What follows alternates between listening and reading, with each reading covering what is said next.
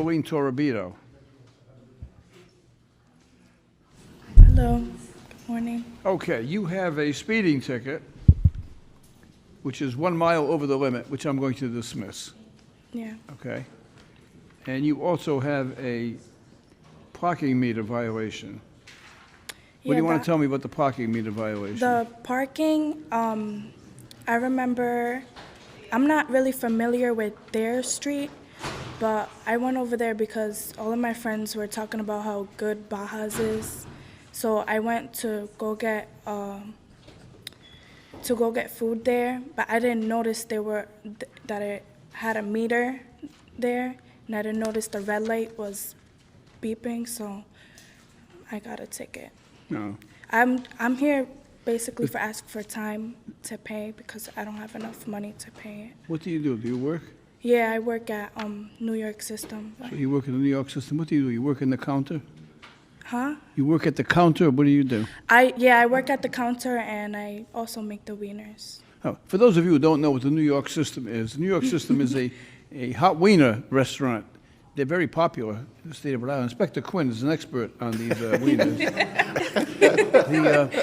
Without exaggeration, I can recall very vividly when I was just a youngster going into the hot weenie place, and there's a big burly guy behind the counter, and the waitress was ordering hot wieners, so she ordered about 15 at a time, right? And he would put them on his arm, right? And then he started putting the mustard and everything else, and here he had his arm with all the wieners on it. Do they still do that? Yeah, they do. They still do it? Yeah, the girls that work there don't, but Now I think they have the longer glove, Judge, compared to when we were younger. yeah, I have to use paper now. All right, Rockwell, there's a gentleman from the state of Washington, from Burien, Washington. His name is Donald Webb. And Mr. Webb sent me in a check. He said, donate this on behalf of me to a worthy client. And you are very worthy based on what you're telling me. He says something interesting in his letter. He said that he is, you know that for the longest period of time, I've been trying to get somebody to name their baby Francesco. So I have many women that come in that are pregnant. I ask them if they're having a boy. They say yes, and I say, a great name would be Francesco. And they all smile, but not one of them named their baby Francesco.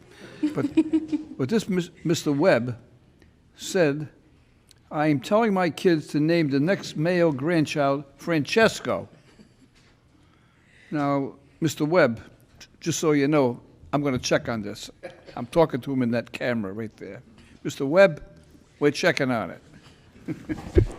At any rate, you can thank Mr. Webb from Burien, Washington, which is about 3,500 miles from where we are right now.